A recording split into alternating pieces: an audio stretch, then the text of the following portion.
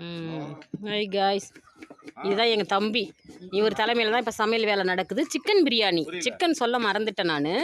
Chicken biryani கொடுக்குறோம் பாருங்க. தம்பி ஊர்லேருந்து வந்திருக்கிறாப்புல. அவர் தலைமையில் தான் சமையல் குரூப் அவரோடது.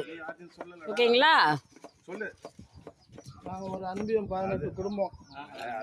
ஆமாம், எங்கள் அன்பியத்தில் 18 ஃபேமிலி இருக்குது. 18 குடும்பத்தாரும் சேர்ந்து டொனேஷன் வாங்கி இதெல்லாம் செஞ்சிட்டு இருக்கிறோம்.